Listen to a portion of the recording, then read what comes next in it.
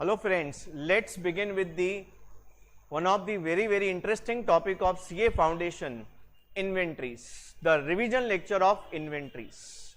So we'll first begin with the definition of inventory. What do you mean by inventory? Inventory means your stock. What is the meaning of your stock? It can be of different types, like for example, you may have assets held for sales, like yes, finished goods. Assets held for sale मतलब finished goods.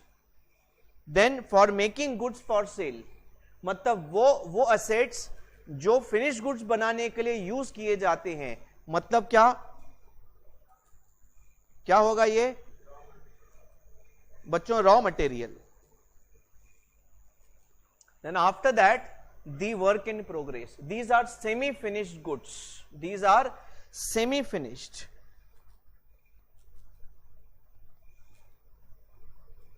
So these are some of the examples of inventories. We need to deal with inventories. We need to learn so many things. We'll start with the first thing. As per AS2, inventory is valued at cost or net realizable value, whichever is less, according to concept of conservatism. Take an example. If I have an example where case 1 we have a cost of 100 and RV of 90, the inventory will be valued at 90 rupees, cost of 100 but NRV of 110, then it will be valued at 100 rupees for the purpose of final account. This is as per accounting standard 2, following the concept of conservatism, wherein we have book expected losses but don't book expected income. जब stock की value गिर गई है, आपको लगता है बेचने पे लॉस होगा तो बुक कर दो लॉस, सेल होने से पहले अभी ही बुक कर दो लॉस, लेकिन आपकी स्टॉक की वैल्यू बढ़ गई, 100 का 110 हो गया तो 10 का प्रॉफिट बुक नहीं करेंगे, जब सेल करेंगे तभी बुक करेंगे. This is the logic of this particular valuation. दोस्तों इसके बाद we need to understand what is the meaning of the word cost. There are two words. Number one is the cost, number two is NRV. We need to first understand what is the meaning of the word cost. तो दोस्तों cost में क्या क्या लेंगे? AS2 क्या बोलता है? cost में दो चीजें लेंगे. क्या क्या लेंगे? The purchase cost, कितने में खरीदा, plus expenses to bring the stock to present condition and location. Stock जहां पे पड़ा है वहां तक आने का, उस कंडीशन में लाने का खर्चा आप स्टॉक की कॉस्ट में जोड़ देंगे. इसमें बहुत इंपॉर्टेंट बात आप ध्यान में रखने वाले हैं. क्या? अगर आपने परचेज के टाइम टैक्सेस पे किए हैं तो whether we should include or not, it depends. If the taxes are refundable, not to include, because वो आपको रिफंड मिल जाएगा. But if the taxes are non refundable, you include. ठीक है? By default if you have GST given in the question, by default GST is a refundable tax. GST is a refundable tax. If information is not given in the question, you have to make assumption whether it is refundable or not. Fine. Moving further, take an example. Take an example of expenses incurred to bring the stock to present condition and location. समझो हमारा एक supplier है जिससे stock हमारे पास business में आ रहा है, तो मैंने लिस्ट बना दिया है, ये अलग अलग एक्सपेंसेस हम पे करते हैं. Sum of the expenses are paid by supplier and recovered from us. Us बोला तो हमारा बिजनेस है ये, ठीक है ना? तो हम हमारे स्टॉक की बात कर रहे हैं. When I say us, every time are us means I am a businessman, I am talking about my business stock. Fine. So हमने सप्लायर से स्टॉक परचेज किया, उसको बोला पैकिंग करना, लोडिंग, ट्रांजिट, बोला जो भी खर्चा करूंगा भर के लूंगा. मैंने बोला भर के लेना, तो सप्लायर ने हमसे ये खर्चा वसूल किया. तो अल्टीमेटली ये खर्चा किसने किया? हमने किया. Now when the stock is coming to our business, we also incur number of expenses. The expenses can be divided in two parts. In a very simple layman language, आने तक का खर्चा, आने के बाद का खर्चा. आने तक का खर्चा मतलब स्टॉक लाने का खर्चा, like unloading charges, carriage inverts, handling cost. Stock को उठा के अंदर लेके जाते हैं अच्छे से, हैंडलिंग कॉस्ट. अच्छा, बाद में subsequently after you receive the stock, you have to store it in the godown, तो गोडाउन के खर्चे चालू हो जाते हैं, उसका इंश्योरेंस करना पड़ता है, बेचना है स्टॉक, यू नीड टू इंकर selling expense, advertisement expense, commission, marketing expense, admin expense. Please add one more item, admin expenses, all admin expenses. Now when you value your stock, इनमें से कौन से खर्चे इंक्लूड करेंगे, कौन से नहीं करेंगे? दोस्तों पहले वाले यस इंक्लूडेड, सेकंड वाले यस इंक्लूडेड, थर्ड वाले स्टॉक की वैल्यू में इंक्लूड नहीं करते हैं. दोस्तों ये हमने कॉन्सेप्ट कंसाइनमेंट में भी सीखा था. देखो कंसाइनमेंट का स्टॉक होने दो या अपने दुकान में स्टॉक होने दो, वैल्यूएशन रूल्स तो वही लगेगा ना, it's not going to change at all. AS2 तो दोनों पे अप्लाई होता है, दोनों में सेम रूल से लगेगा. फाइन बच्चों, अब ये आपका डेफिनेशन ऑफ कॉस्ट हो गया. तो कॉस्ट में हमारे दो एलिमेंट्स आएंगे, कितने में खरीदा प्लस दो टाइप के एक्सपेंसेस.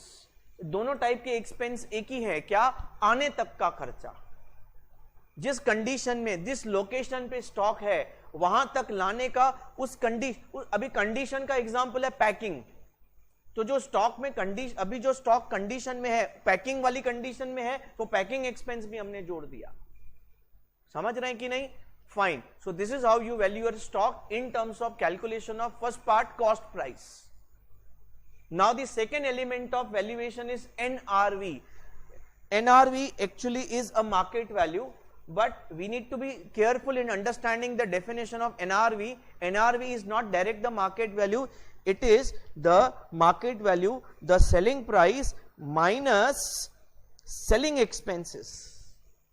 मतलब आप स्टॉक बेचते हैं, बेचने के लिए खर्चा करना पड़ता है, बेचने के लिए खर्चा करना पड़ता है, जो बेचने के लिए खर्चा करेंगे उसको हम बोलते हैं selling expense. Take an example, हमने नीचे एग्जांपल लिया है. समझो स्टॉक की सेलिंग प्राइस 200 रुपया है, लेकिन जो एजेंट के थ्रू हम स्टॉक बेचने वाले हैं उसने बोला भाई 2% कमीशन देना. तो कितना कमीशन होगा?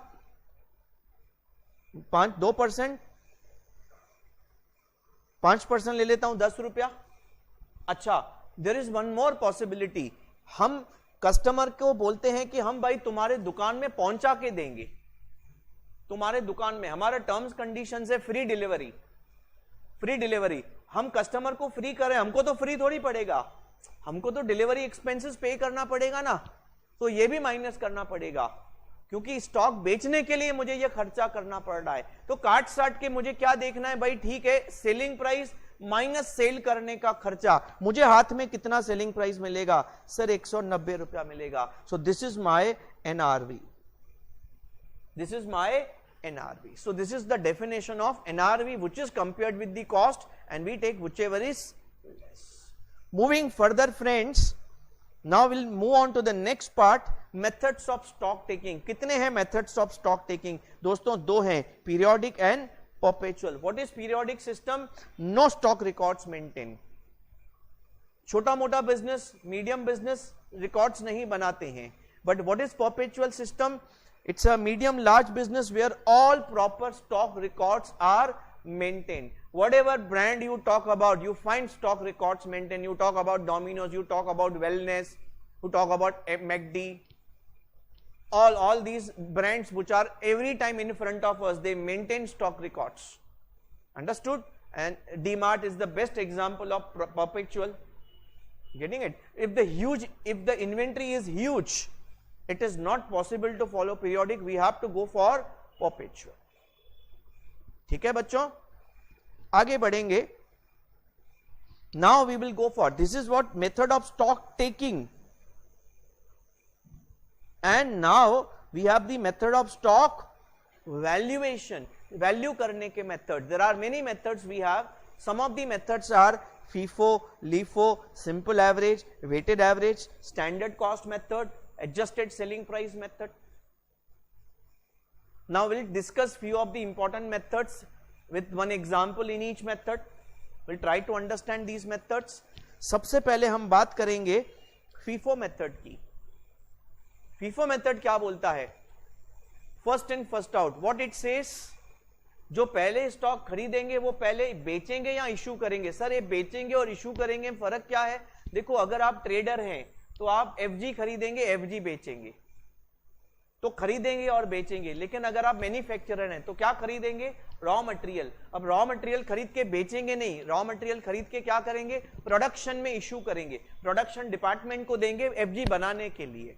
तो यहां पे आपको ना स्टॉक ऑफ रॉ मटेरियल दो टाइप का होता है, सॉरी रॉ स्टॉक दो टाइप का होता है, एफजी का स्टॉक, रॉ मटेरियल का। तो एफजी का होगा तो बाय और सेल होगा, रॉ मटेरियल होगा तो बाय और इश्यू होगा, इशू टू प्रोडक्शन होगा बच्चों। तो फीफो मेथड में क्या होता है? जो पहले बाय किया वो पहले बेचेंगे या पहले यूज करेंगे। तो आपने जो पहले खरीदा पहले यूज कर लिया, पहले बेचा, मतलब जो लास्ट में खरीदा वो बच जाएगा, और जो लास्ट में खरीदा जो बच गया तो मतलब आपकी क्लोजिंग स्टॉक की वैल्यू कौन से बेसिस पे होगी? जो लास्ट में खरीदा वही बच गया तो लास्ट वाले स्टॉक पे होगी। यस और नो? सो यहां पे मैंने कंक्लूड किया है कि finally the closing stock is valued at the latest price and LIFO is the reverse one. LIFO is the reverse one. What we have in LIFO? Last in first out. जो लास्ट में खरीदा पहले issue करेंगे, पहले बेचेंगे। तो जो पहले लास्ट में खरीदा वो तो चला गया, तो कौन सा बचेगा? पहले वाला। तो स्टॉक की वैल्यू पुराने वैल्यू पे आएगी क्योंकि पुराना स्टॉक बच गया है बच्चों हमारा, ठीक है।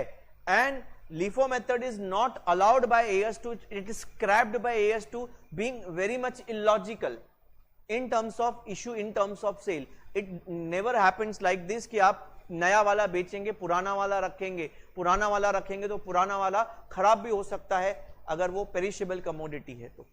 Normally nobody will do that way, everybody will go for, normally practically go for FIFO. अब क्या होता है? FIFO में पहले वाला देंगे, LIFO में बाद वाला देंगे। दोनों झंझट से अगर अपने को निपटारा चाहिए तो क्या करेंगे? एवरेज मेथड फॉलो करेंगे। एवरेज मेथड कितने हैं हमारे? दो। एवरेज मेथड कितने हैं हमारे? दो। Simple average, weighted average. Simple average method is non realistic method, it is not a good method to go for. Reason discuss करेंगे। And the weighted average method is the best method that we can go for. So out of these four methods, the main methods in your syllabus, FIFO is the best one, weighted average is also the best one. LIFO not allowed, simple average better not to follow, better not to follow. Reason we'll discuss in detail. I'll take some examples and discuss the method in detail.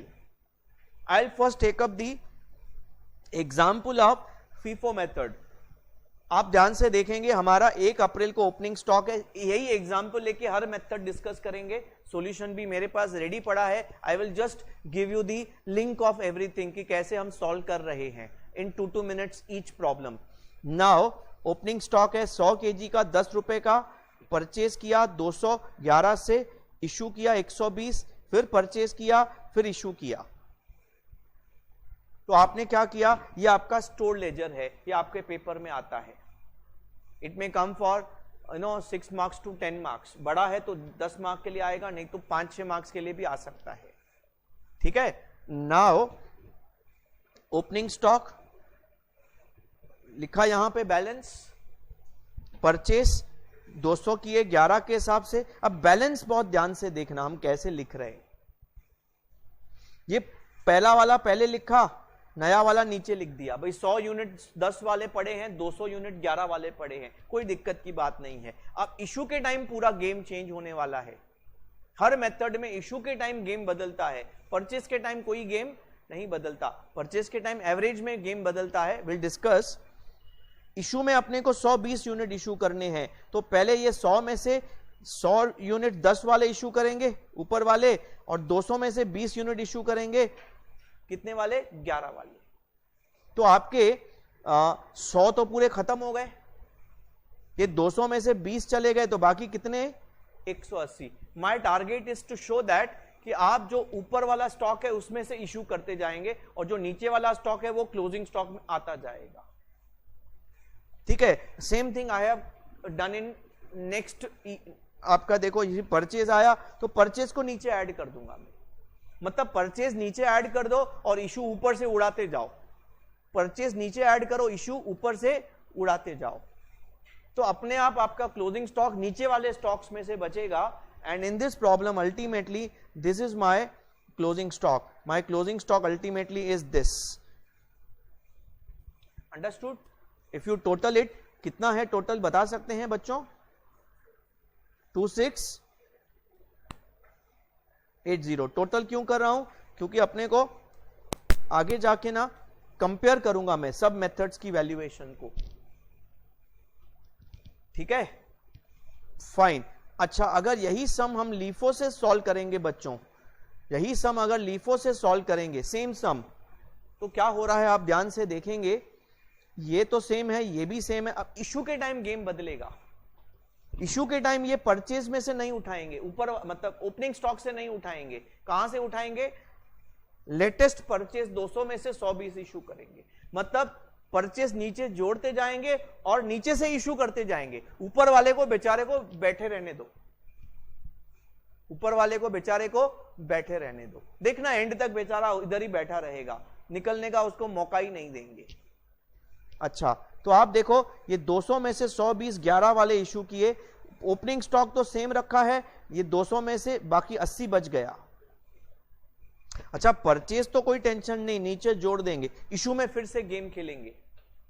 LIFO अपने को 100 issue करना है. अब ये 3 में से LIFO मतलब कौन से वाले में से इशू करेंगे? लास्ट वाला, मतलब 150 में से इशू करेंगे. तो 150 में से 100 इशू करेंगे, 50 बच गया. बेचारे पुराने वाले तो वैसे ही पड़े हैं. तो ये एक लॉजिकल रीजन है कि हमने इस मेथड को क्या कर दिया है? स्क्रैप कर दिया है. ये मेथड में स्टॉक की वैल्यू इस प्रॉब्लम में कम आएगी. आप चेक करेंगे ना टोटल वैल्यू कितनी है, अगर आप कैलकुलेट करके बताएंगे. स्टॉक क्वांटिटी तो कभी मेथड्स पे डिपेंड नहीं करता है. वैल्यू कितनी है बच्चों? 2480. कम होने का रीजन क्या है? ये जो मैंने प्रॉब्लम बनाया है, ये प्रॉब्लम मैंने इन्फ्लेशन के साथ बनाया है. इन्फ्लेशन के साथ मतलब every time you purchase you pay more than last time the price. तो under inflationary conditions FIFO will give you the highest value of the stock because last purchase सबसे ज्यादा प्राइस है और उसी पे आप स्टॉक वैल्यू कर रहे हैं. But LIFO will give you the lowest value because LIFO पुराने स्टॉक को कंटिन्यू करता है क्लोजिंग स्टॉक में, और पुराना स्टॉक सबसे सस्ता स्टॉक. तो ये इन्फ्लेशनरी कंडीशंस का कभी कभी MCQ आता है फर्स्ट क्वेश्चन में कि इन्फ्लेशनरी कंडीशंस में कौन सा मेथड का हाईएस्ट वैल्यू आता है, कौन सा मेथड का लोवेस्ट वैल्यू आता है. ठीक है. अच्छा, अगर मैं इसी प्रॉब्लम को वेटेड एवरेज मेथड से सॉल्व करता हूं तो व्हाट हैपेंस? एवरी टाइम, देखो ओपनिंग बैलेंस लिखा हमने, every time you purchase, every time you purchase what you do? 100 था प्लस 200, 300 क्वांटिटी हो गया. 1000 का वैल्यू था, 2200 का नया वैल्यू आया, जोड़ दो. आप परचेस करेंगे तो क्वांटिटी क्वांटिटी में जोड़ देंगे, वैल्यू वैल्यू में जोड़ देंगे. फिर आप क्या करेंगे? फिर आप क्या करेंगे? Your total quantity divide by total, sorry total value divide by total quantity, you get a average, a weighted average price. समझ रहा है कि नहीं? अब हमारा स्टॉक है ना मिक्स हो गया. आप बोलेंगे सर फिर हम इश्यू करने के टाइम वेटेड एवरेज में क्या? देखो इश्यू वाले FIFO से करो. अरे इशू तो FIFO से ही करेंगे ना, बट बुक्स में वेटेड एवरेज के हिसाब से अकाउंटिंग करेंगे, वैल्यूएशंस करेंगे. ऐसा इसका मतलब ये नहीं है अब बीच बीच में से कुछ भी उठा के इशू करेंगे, ऐसा नहीं है. इशू तो FIFO के हिसाब से करेंगे, प्रैक्टिकल फिजिकल, मतलब पहले वाला पहले इशू करेंगे. बट लेजर में ऐसा नहीं दिखेगा कि पहले वाला इशू किया. लेजर में सब मिक्स कर दिए आपने, प्राइस मिक्स कर दिया. अब कोई 10 वाला नहीं, कोई 11 वाला नहीं, सब मिक्स कर दिए. 10 और 11 का वेटेड एवरेज 10.67 वाले स्टॉक्स है. पुराने का प्राइस भी और नए का प्राइस भी 10.67 है.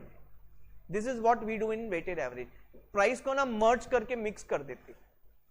ठीक है, जो very good thing. We don't have that different stocks with different prices, all stocks having same price कर देते हैं हम लोग. फिर परचेज, फिर इशू. अच्छा, इसी प्राइस पे आप अभी इशू करेंगे. अब तो कौन से स्टॉक से इशू करना है टेंशन ही नहीं है, एक ही स्टॉक दिख रहा है उसमें से ही इशू करेंगे बच्चों. And you get the balance. तो इशू के टाइम आप क्या करेंगे? क्वांटिटी में से क्वांटिटी माइनस करके बैलेंस क्वांटिटी लिखेंगे, वैल्यू में से वैल्यू माइनस करके बैलेंस वैल्यू लिखेंगे, balance value upon balance quantity weighted average price. And issue के बाद प्राइस चेंज नहीं होता है, परचेस के बाद प्राइस चेंज होता है। क्यों? क्योंकि परचेस के साथ नया प्राइस आता है, तभी प्राइस चेंज होता है, एवरेज मैथमेटिक्स। अब आप देखेंगे वापस हमने परचेस किया तो परचेस के बाद फिर से वेटेड एवरेज प्राइस अपना बदल गया, और आप अब फाइनल आंसर देखेंगे, your final value weighted average value is 2593। अब आपका आप देखेंगे फीफो में 2600 के ऊपर था, लिफो में 2400 के आसपास था, एवरेज बीच में आएगा। एवरेज क्या किया? बीच में आएगा। This is one of the best method that we have available, FIFO and weighted average. Now if you talk about simple average, what we do in simple average? We ignore the quantities. That is the drawback of simple average. We ignore the quantities. Then what we do? हमने जितने भी stock purchase किए हैं, 10 रुपए वाला है, 11 वाला है, 12 वाला है, 10 प्लस 11 प्लस 12, 3 स्टॉक्स हैं, डिवाइड बाय 3, सिंपल एवरेज 11 रुपया। The problem is we ignore the quantities. We take the average of the price only. अब 11 रुपए का एवरेज प्राइस आया और 11 रुपए के हिसाब से स्टॉक वैल्यू कर दिया। एक और बात मैं ऐड करना चाहूंगा, ये जो भी आप मेथड फॉलो कर रहे हैं, इसमें भी दो मेथड्स हैं। कैसे? If I ask you are you following FIFO on daily basis की मंथली बेसिस, दो पॉसिबिलिटीज है। Are you following LIFO on daily basis or monthly basis? Are you following weighted average on daily basis or monthly basis? दो possibilities है। हम क्या कर रहे हैं अभी? डेली बेसिस कर रहे हैं। How do we do in on monthly basis? बता देता हूं मंथली बेसिस पे कैसे करते हैं। Just keep in mind, क्या होता है, अगर मैं इस weighted average को मंथली बेसिस पे फॉलो करूंगा तो what will happen? तो मैं ना ये इशू ना बीच में लिखूंगा ही नहीं,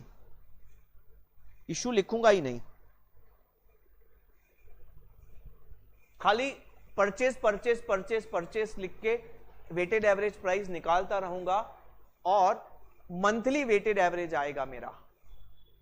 मैंने मंथ में 3 बार, एक ओपनिंग था, 2 परचेस किए, तीनों की वैल्यू जोड़ दूंगा, तीनों की क्वांटिटी जोड़ दूंगा, एक मंथली वेटेड एवरेज आएगा। और मंथली टोटल क्वांटिटी एक ही इशू का एंट्री मार दूंगा, कितना? 220 का, मंथ एंड पे, मंथली वेटेड एवरेज प्राइस पे। अरे बात समझ रहे मैं जो बोलना चाहता हूं? इसमें मैं क्या कर रहा हूं ना, डेली बेसिस पे ना परचेस के बाद एवरेज बदलता है, डेली बेसिस पे, यस और नो। बट मंथली में ऐसा नहीं होता है। मंथली में हम रोज रोज एवरेज निकालते नहीं और रोज रोज इशू का एंट्री भी नहीं करते। एक नोटबुक में लिखते जाएंगे जो इशू कर रहे, लेकिन एंट्री रोज नहीं करेंगे। एंट्री मंथ एंड पे एक बार इशू की करेंगे, टोटल क्वांटिटी की। और प्राइस कौन सा लेंगे? पूरे मंथ का वेटेड एवरेज। पूरे मंथ का वेटेड एवरेज कैसे निकालते हैं बच्चों? बहुत सिंपल है। पूरे मंथ का वैल्यूज ले लो, ओपनिंग स्टॉक प्लस परचेसेस जितने भी किए हैं, और पूरे मंथ की क्वांटिटीज ले लो। पूरे मंथ का total purchase and opening stock value divide by total quantities, total value upon total quantity, monthly weighted average. Sir क्या आंसर डिफरेंट आएगा? यस, आंसर डिफरेंट ही आएगा। एक मेथड में मंथली और डेली से कोई फर्क नहीं पड़ता फाइनल आंसर में, वो है FIFO। आप FIFO में डेली बेसिस फॉलो करो कि मंथली फॉलो करो, आंसर सेम आएगा। LIFO में बदल जाएगा, एवरेज में भी बदल जाएगा, वेटेड एवरेज में। बात समझ रहे हैं कि नहीं? कैलकुलेशंस करेंगे तो आपको पता चलेगा कि ऐसा हो रहा है। अच्छा, if the problem is silent we will follow this daily weighted average. This is what the statement, the format of store ledger which is used by following, made by following daily weighted average, daily basis average, daily basis FIFO, daily basis LIFO। ठीक है, देखो perpetual में daily basis ज्यादा follow होता है, रोज के रोज accounting होती है, रोज के रोज स्टॉक अपडेट होता है, रोज के रोज बैलेंस मालूम पड़ता है। तो daily is the more common thing that we follow in real life. नहीं तो मुझे परपेचुअल फॉलो करने का फायदा क्या है? देखो मैं परपेचुअल क्यों फॉलो कर रहा हूं, मुझे जब चाहे मुझे मेरा स्टॉक पता होना चाहिए। अगर मैं मंथली एवरेज फॉलो करता हूं तो मैं मंथली एंट्री करूंगा इशू का, तो मुझे डेली स्टॉक का क्वांटिटी नहीं मिलेगा मुझे। अंडरस्टूड? चलो now let us move on to the more important things. These were all simple concepts, already you must be good enough in those concepts. Now we'll talk about the reconciliation things. Now पहला हमने सीखा था physical stock versus own stock. What is physical stock? जो हमारे godown में हमारे आंखों के सामने पड़ा है। What is own stock? जो हमारा स्टॉक है हम उसके मालिक हैं।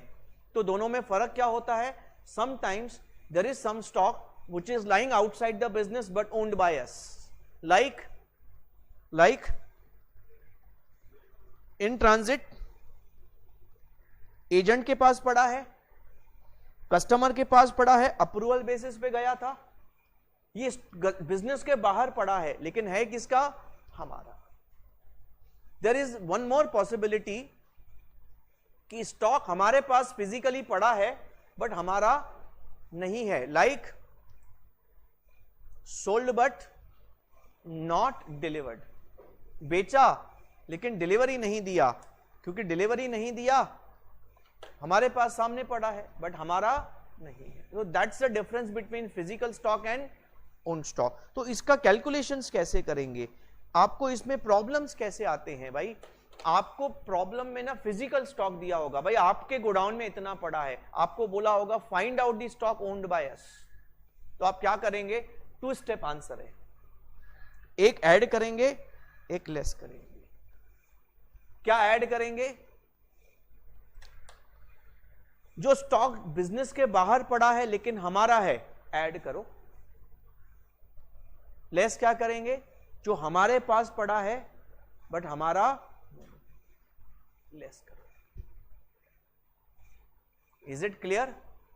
2 things you have to take care of.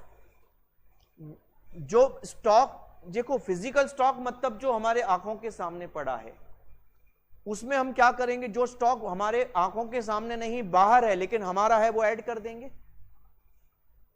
और जो स्टॉक हमारे आंखों के सामने पड़ा है लेकिन हमारा नहीं है, वो लेस कर देंगे। तो हमको क्या मिलेगा अल्टीमेटली बच्चों? We will get stock owned by us. बोलेंगे सर इसका एक छोटा एग्जाम्पल ले लेते हैं समझने के लिए। बहुत बढ़िया, एक मैंने छोटा एग्जाम्पल बनाया है, आप मुझे इसमें वैल्यूज में लिखने में हेल्प करेंगे। हमारा फिजिकल स्टॉक है 2 लाख रुपया, मैंने उसमें 4 एडजस्टमेंट्स डाली हैं। Stock purchased in March but not received till 31 मार्च। ये क्या है? ऐड की लेस? ऐड करेंगे। क्यों ऐड करेंगे? क्योंकि ये स्टॉक हमारा बिजनेस के बाहर है लेकिन है तो हमारा ना, तो ओन स्टॉक में इसको इंक्लूड करना है। Stock to send to agent but unsold on 31 March, agent के पास पड़ा है किसका? हमारा। तो क्या करेंगे? वेरी गुड, ऐड करेंगे, क्योंकि ये भी हमारा है, ये भी हम हमारे स्टॉक में ऐड कर देंगे। ओनरशिप स्टॉक में ये लेना पड़ेगा अपने को। Stock given to customer on approval basis but not yet confirmed by customer till 31 March. Customer को दिया है अप्रूवल बेसिस पे, अभी उसने कंफर्म नहीं किया, बोला थोड़ा टाइम और चाहिए, ठीक है? वो जो स्टॉक है ना, ये सेलिंग प्राइस है और प्रॉफिट कितना है? 25% ऑन कॉस्ट। तो क्या करेंगे? पहले ऐड करेंगे कि लेस करेंगे? ये स्टॉक बाहर पड़ा है लेकिन हमारा है, तो हम क्या करेंगे? इसको ऐड करेंगे। अब सवाल ये आता है कि ऐड कितना करेंगे? सर स्टॉक हमेशा स्टॉक में कॉस्ट पे ऐड करते हैं, तो हमको इसमें से सेलिंग प्राइस में से हमेशा प्रॉफिट क्या करना पड़ेगा? माइनस करना पड़ेगा। भाई इसमें कितना प्रॉफिट इंक्लूड है बच्चों? 25% ऑन कॉस्ट। ये तो सेलिंग प्राइस है, मतलब 20% ऑन सेलिंग प्राइस। 20% कितना होता है? 3000 प्लस 12000। अच्छा, अब हमारे ये 2 लाख के स्टॉक में जो हमारे आंखों के सामने पड़ा है, इसमें एक ऐसा स्टॉक है जो हमने सेल कर दिया है मार्च में, बट डिलीवरी नहीं हुई। मार्च में डिलीवरी नहीं हुई इसलिए आंखों के सामने पड़ा है ना, बट क्या ये हमारा है? क्या ये हमारा है? नहीं, तो हमारा नहीं तो क्या करेंगे, इसको हम हमारे ओनरशिप स्टॉक के लिए इसको निकाल देंगे। अच्छा सर, अब इसमें 20,000 सेलिंग प्राइस है, तो इसमें भी प्रॉफिट माइनस करना पड़ेगा। प्रॉफिट दिया है क्या अलग से? नहीं दिया है, मतलब ऊपर वाला ही प्रॉफिट पूरे बिजनेस में मानेंगे हम लोग, यस और नो? सेम यूनिफॉर्म प्रॉफिट मानेंगे, तो इसमें भी 20% प्रॉफिट माइनस कर देंगे। अच्छा 20% माइनस करेंगे तो कितना आता है बच्चों? 16। तो 16 क्या करेंगे हम? माइनस करेंगे। बच्चों कैलकुलेटर उठा के मुझे बताओ, अल्टीमेटली नहीं 2 लाख कितना?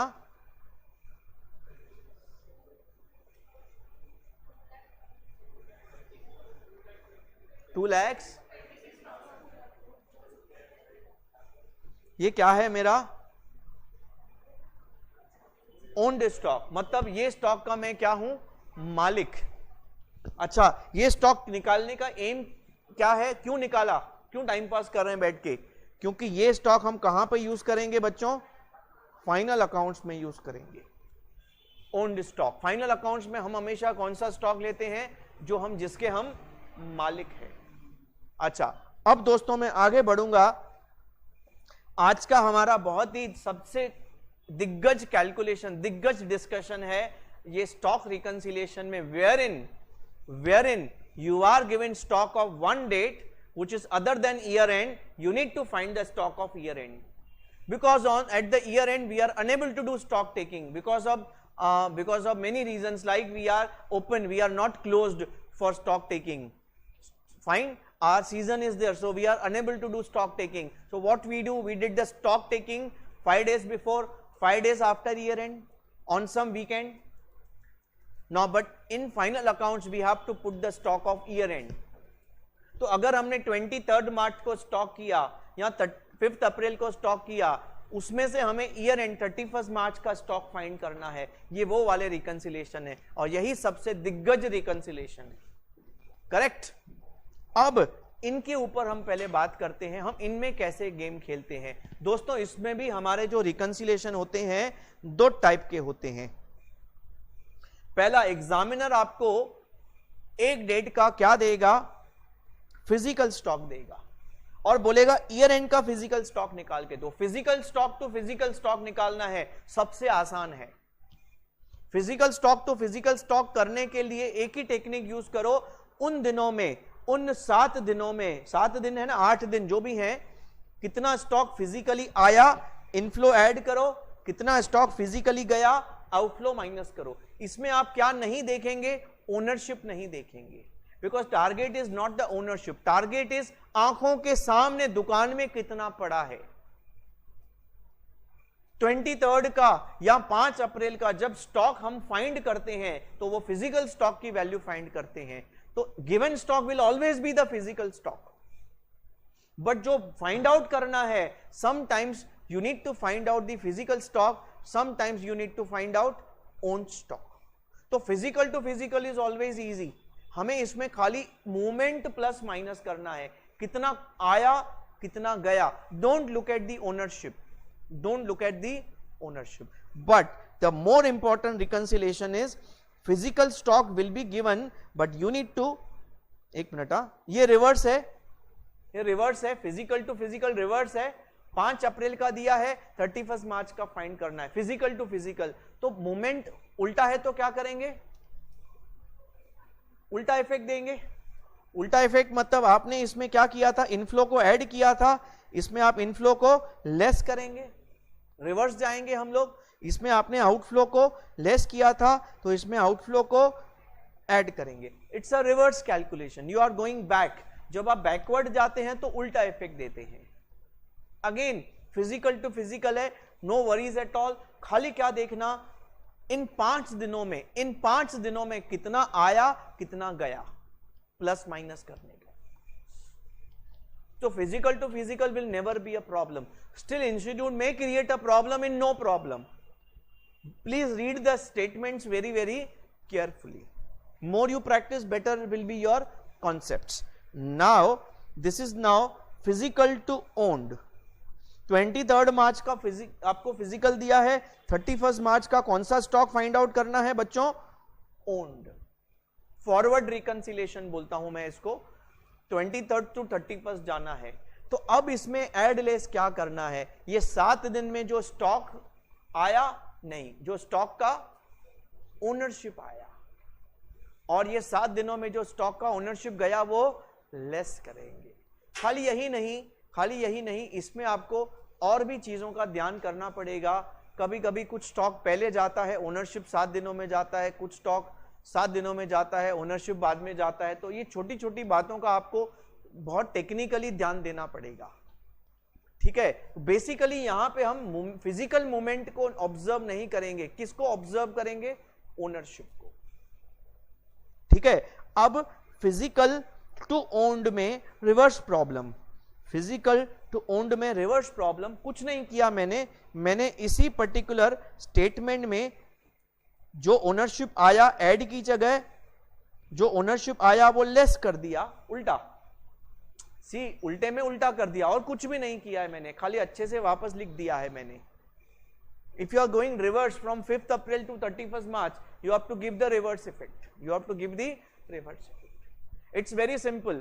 समझो आज मेरे पास आज 20 नवंबर है ना, क्या है आज डेट, 21 नवंबर मेरे पास 1000 नोट हैं, 1000 नोट हैं समझो, मैंने नोट जमा किए हैं 5-5 रुपए के, 1000 नोट हैं, ठीक है ना।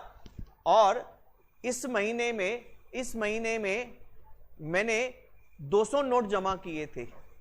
तो आप मुझे बताओ 31 अक्टूबर पिछले मंथ एंड में मेरे पास कितने नोट थे। 21 नवंबर को 1000 नोट है मेरे पास, और मैंने नवंबर मंथ में 200 नोट जमा किए हैं।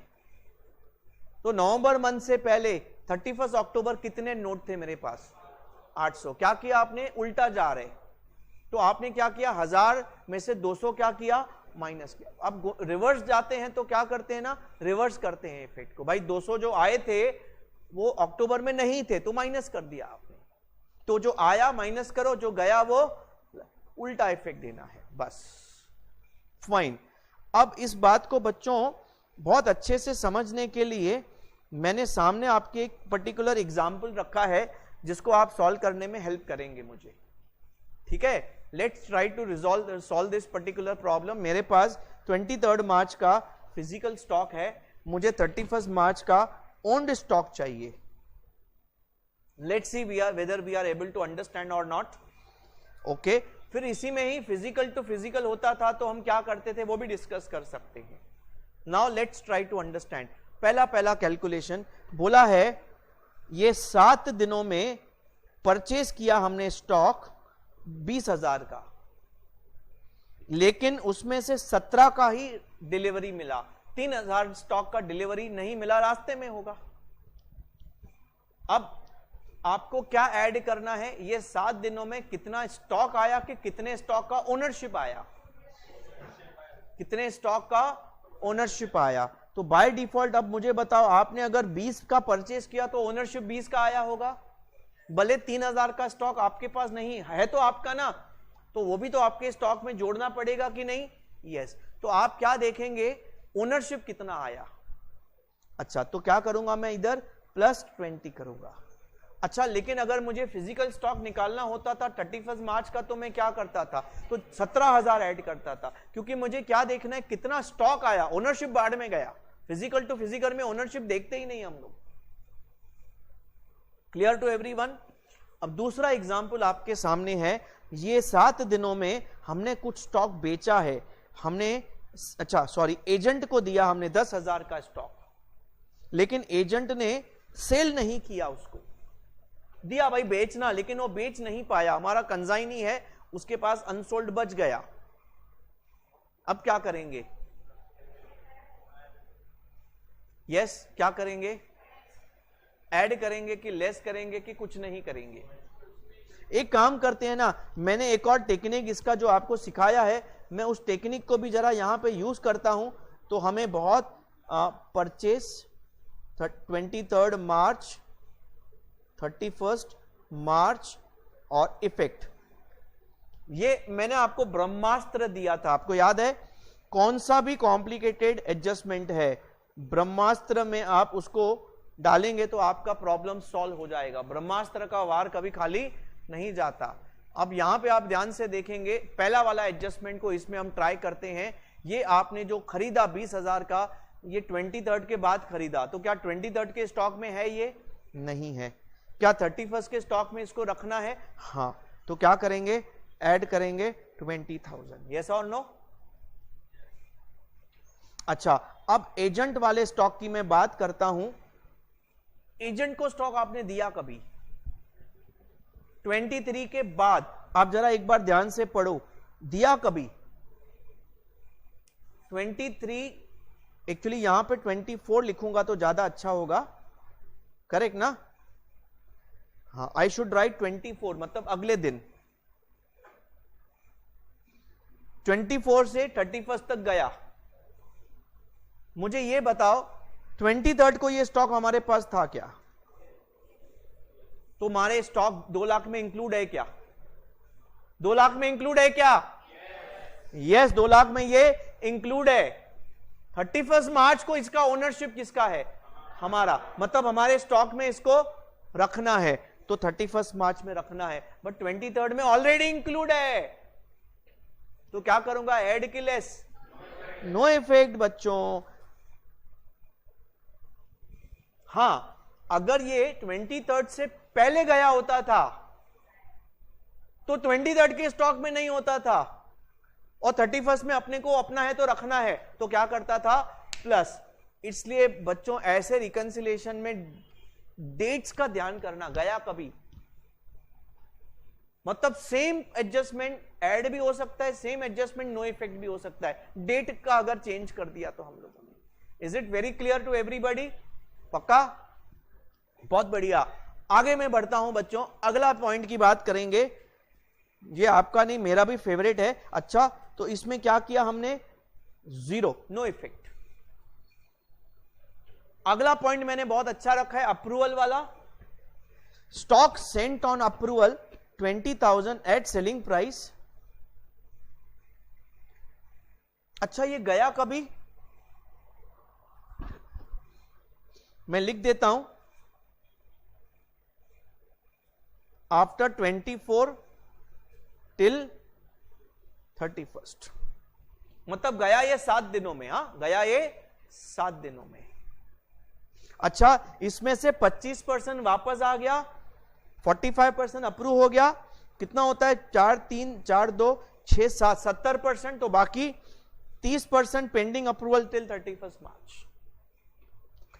अच्छा, अब मैं एक काम करता हूं, इसको सॉल्व करने के लिए सेल और रिटर्न की हेडिंग बनाता हूं, 25%, 45% और 30%। पहले एक बात बताओ, ये जो हमने कस्टमर को अप्रूवल बेसिस पे दिया, कभी दिया? 23rd के बाद। तो 23rd को ये स्टॉक किधर था? हमारे पास, मतलब 23rd में ये इंक्लूड था। एम आई राइट? देखो, पहला पॉइंट गिवन स्टॉक में है कि नहीं, पहला पॉइंट गिवन स्टॉक में ये इंक्लूड है कि नहीं, वो ध्यान देना है आपको, ठीक है ना? तो है भाई, है। अब 25% स्टॉक वापस आ गया, मतलब 31st को इसका ओनरशिप किसके पास है? हमारे पास है, मतलब 31st के स्टॉक में भी ये अपने को चाहिए। 45% 31 मार्च ओनरशिप किसके पास है? अप्रूव हो गया, मतलब सोल्ड हो गया, कस्टमर के पास चला गया ओनरशिप। तो क्या 31 के स्टॉक में मुझे ये 45% स्टॉक चाहिए? नहीं चाहिए। अच्छा, बचा 30% स्टॉक, 31 मार्च को ये किसका है? वापस हमारा है, क्योंकि कस्टमर के पास अनअप्रूव्ड पड़ा है। हमारा है तो हमारे स्टॉक, हमारा ओनरशिप है तो हमारे स्टॉक में इसको लेना पड़ेगा। अब मुझे बताओ 25% स्टॉक का इफेक्ट बताओ, क्या करेंगे? No effect. 45% का लेस करेंगे। बहुत अच्छा बच्चों, वेरी गुड। और नो इफेक्ट, क्योंकि ऑलरेडी 2 लाख में इंक्लूड है, तो अपने को 31 मार्च के स्टॉक में भी चाहिए, तो ऑलरेडी इंक्लूड है ना, तो क्यों ऐड करूंगा, क्यों लेस करूंगा। हाँ, ये जो लेस करूंगा कितना लेस करूंगा is also very very important. अच्छा, तो ये 45% कितना होता है, इसकी सेलिंग प्राइस निकालो 9000, 20,000 का 45% 9000, but 9000 is the selling price. हम जो लेस करेंगे वो क्या करेंगे, cost. So it will be, I would say 20,000 का 45% माइनस 20%, 7,200 रुपीज, राइट। तो हम क्या करेंगे, अल्टीमेटली इस एडजस्टमेंट का फाइनल आंसर है -7,000। क्लियर। जहां पे आपको कॉम्प्लिकेशन दिखेगा, डायरेक्टली आंसर निकालने में दिक्कत हो, देखो purchase sales, purchase return, sales return सीधा हो जाता है, बट एजेंट वाला, अप्रूवल वाला, अच्छा फिर परचेज और sales, purchase return, sales return में भी गेम खेल सकते हैं वो लोग। कैसे गेम खेल सकते हैं कि भाई आप पहले परचेज किया था, अभी आया डिलीवरी, अभी परचेज किया, डिलीवरी बाद में आया। रिवर्स प्रॉब्लम में ना थोड़ा और ध्यान देना पड़ेगा, वो लोग डेट्स का गेम खेल सकते हैं। कुछ नहीं करने का, आप क्या करने का, ये वाला टेक्निक यूज करने का, let it be the most complicated adjustment, थोड़ा ध्यान से ये मेथड यूज करने का, you will never make any mistake, you will never make any mistake, understood. और इन्वेंट्री का सम पेपर में अगर आता है तो आप अटेम्प्ट कर रहे हैं ऐसे वाले सम्स, तो कॉन्फिडेंस है तो ही अटेम्प्ट करना, नहीं तो आपके पास ऑप्शन रहेगा, ठीक है। अगर आपकी कैलकुलेशन डगमगाती है हमेशा, तो फिर आप ऑप्शन में जाने का, ऑप्शनल टॉपिक, ऑप्शनल सम लेने का। लेकिन एक और चीज मैं आपको बोल दूं, अगर आपके इन्वेंट्री का सम है, ऐसा रिकंसिलिएशन है, 6 पॉइंट है, 6 में 5 में आपको कॉन्फिडेंस है, आपको पता है 5 का तो मार्क्स मिलेगा ना यार, बात समझ रहे हैं कि नहीं। We are losing for 1 point and उसके कितने, 10 में से 2 मार्क्स जाएंगे मेरे, 8 तो मुझे मिलने वाले हैं, समझा कि नहीं। तो ऐसा कभी भी टेंशन नहीं लेने का कि मेरा सम कंप्लीट नहीं हुआ, टैली नहीं हुआ। अरे भाई तुमने 80% मार्क्स लेने का सम किया है, 80% मार्क्स लेने का सम किया है, मतलब गुड, नॉट बैड, अंडरस्टूड। कोई कोई सम में तो किधर तो इंस्टीट्यूट का जो बॉल होगा वो अपने को बाउंसर तो डालेगा ना, वो एक ओवर में 2 अलाउड है, तो एक पेपर में भी 2 अलाउड है, तो उधर तो अपने को संभाल के खेलना पड़ेगा।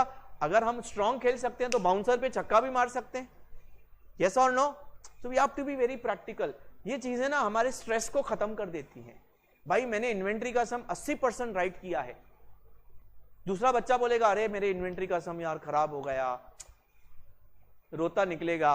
अरे बाबू तुमने 10 में से 8 का किया है, 8 तो मिलेगा ना, why you are crying, is it clear, yes fine. देखो ये 12th कॉमर्स नहीं है जिसमें 100 आउट ऑफ 100 ऐसे ही मिलेगा, 100 आउट ऑफ 100 के लिए जबरदस्त मेहनत करना पड़ेगा। लेकिन याद रखो, विश्वास रखो, ले सकते, आप ले सकते हैं। जो चीजें मैंने आपको बोली हैं स्ट्रांगली फॉलो करो, तैयारी करो, मजबूत बनो, 100 आउट ऑफ 100 ले सकते हैं। देखो कौन बच्चा अपने स्कोर को ये बच्चे से आगे लेके जा सकता है। और ठीक है ना, इसकी गलती इस यहां से अपना शॉर्ट हो गया ना, इसका शॉर्ट मालूम है ना, स्ट्रेंथ वीकनेस सब पता चल गया अपने को। अब अपने को अप्लाई करना है अपने पे और इसके ऊपर काम करना है। चलो बच्चों इसको मैं आगे बढ़ाऊंगा, अभी एक पॉइंट बाकी है इसका, मैंने एक पॉइंट और पेंडिंग रखा है इसका। Stock sold from 24th to 31st March, 50,000 का स्टॉक बेचा, लेकिन डिलीवरी 40 का गया, ये स्टॉक गया। अब मुझे बताओ -50 के बेसिस पे करेंगे कि 40 के बेसिस पे, क्योंकि भले डिलीवरी 40 का गया बट ओनरशिप तो 50 का गया ना। हाँ, अगर आपको फिजिकल टू फिजिकल निकालना है तो 40 के बेसिस पे माइनस करेंगे कितना फिजिकली गया, बट अदरवाइज ओनरशिप मतलब पूरा 50 के हिसाब से। लेकिन कितना माइनस करेंगे बच्चों, it will be 50,000 minus 20% minus 40,000 is not 40,000 this figure, but 40,000 is 50,000 minus 20%. Coincidence है कि 40,000 आ रहा है and ultimately you get your owned stock on 31st of March, plus minus करके बच्चों बता ही दो अभी 170 to 800. तो this is your stock reconciliation. मैंने कोशिश किया कि एक ही सम में ना अफलातुन पॉइंट सब घुमा फिरा के आपको एक कॉन्सेप्ट एक रिकैप करने की मैंने पूरी कोशिश की है. उम्मीद है कि we are able to do it. अच्छा, मैं इसी में ही मैंने इसी को ना फिजिकल टू फिजिकल आपके सामने पेश कर दिया है. अब मुझे 2 मिनट के अंदर physical to physical plus minus करके दिखाओ बच्चों. तो 2 लाख में आप मुझे बताओ फर्स्ट पॉइंट में ऐड कितना करेंगे? 20 की 17. वेरी गुड बच्चों, एक्सीलेंट. 17 क्योंकि आया 17 का, ओनरशिप बाढ़ में गया. अच्छा, अब मुझे बताओ सेकेंड पॉइंट में कितना ऐड लेस करेंगे? सेकेंड पॉइंट, एजेंट को 10,000 का स्टॉक गया, ओनरशिप गया, देखना ही नहीं है, स्टॉक तो गया ना, हमारे दुकान में नहीं है, हमारे दुकान से गया बच्चों -10,000. अब जो तीसरे का आंसर बताएगा उसको एक कैडबरी चॉकलेट मिलेगा. तीसरे का आंसर बताएगा उसको एक कैडबरी चॉकलेट मिलेगा. मैं तो इक्लियर का चॉकलेट का डब्बा लेके आया हूं, अभी मालूम है, पूरा इक्लियर का बॉक्स लेके आया हूं. हमारे बच्चे जो 11th 12th के आंसर देते हैं ना, उनको चॉकलेट देता हूं, खुश हो जाते हैं बच्चे. तो आप तो इक्लियर में खुश होने वाले नहीं है. बताओ, अब इसमें ना हमने 20,000 का स्टॉक कस्टमर को अप्रूवल बेसिस पे दिया. ये 7 दिनों में, ये डेट वही, हाँ 24 मार्च टू 31 मार्च ये गया है अपना. उसमें 25% वापस आ गया. 12,000 माइनस, देखो माइनस करेंगे क्योंकि गया, याद रखना 20,000 गया, 25% वापस आ गया. नेट कितना गया? 75%. ओनरशिप देखा क्या मैंने? बात ही नहीं कर रहा हूं मैं, क्या बोल रहा हूं? 20,000 का गया, 25%, 5,000 का वापस आ गया. तो नेट कितना गया? 15,000. लेकिन ये सेलिंग प्राइस है, इसको कॉस्ट पे लेके आएंगे. बहुत बढ़िया. तो हम क्या करेंगे भाई, 20,000 का स्टॉक में कितना 75% ले लेंगे. नेट कितना गया? -20% प्रॉफिट माइनस करेंगे. एज यू सजेस्टेड कितना बच्चों? 12,000. बढ़िया, बहुत अच्छा. अच्छा, ये बंदे का अपना सेल भी तो हुआ हमारा. इसमें 50 का सेल किया, 40 का गया. तो 50 के बेस पे माइनस करेंगे कि 40 के बेस पे? 40, क्योंकि गया देखेंगे, फिजिकल मूवमेंट देखेंगे, खाली ओनरशिप देखना ही नहीं गया कि नहीं गया. जितना गया स्टॉक माइनस कर दो. तो 40,000 के बेसिस पे अगर मैं माइनस करूं तो कितना? 32,000 रुपीज माइनस करेंगे. और हमारा फिजिकल स्टॉक 31 मार्च का हमारे आंखों के सामने, हाँ 1,63,000 हो जाएगा. तो दोस्तों ये हमने क्या किया, एक फिजिकल, वही सम को फिजिकल टू फिजिकल, आपने देखा कैसे आंसर डिफरेंट आ रहा है आपका. Is it clear to everyone? Okay. तो अभी मैं यहां पे हमारा इन्वेंट्री का सेशन समाप्त करता हूं. उम्मीद है कि ये सेशन आपके लिए बेनिफिशियल था. आपको बहुत सारी चीजें अच्छे से रिकैप हो गई. कभी कभी चीजें आती हैं लेकिन एक बार वापस सुनने से ना वो चीजें और स्ट्रांग हो जाती हैं बच्चों. तो कीप वर्किंग हार्ड, मेहनत करते रहो. और हम अगले सेशन में एक और सेशन, हमारा रिवीजन का सबसे इंपॉर्टेंट एक और टॉपिक हम उठाएंगे. कौन सा वाला? पार्टनरशिप. लेकिन पार्टनरशिप का रिवीजन सेशन एक नहीं, उसके 2 पार्ट्स में डिवाइड करना पड़ेगा, क्योंकि पार्टनरशिप में 5-5 यूनिट्स हैं. लूंगा एक ही साथ, बट मैं उसको 2 या 3 पार्ट्स में डिवाइड करके ले लूंगा. Because I need to make the revision lectures. ये मुझे पूरा टाइप करना पड़ता है, खुद बनाना पड़ता है. I make it my self because I know मुझे कैसे पढ़ाना है. ठीक है.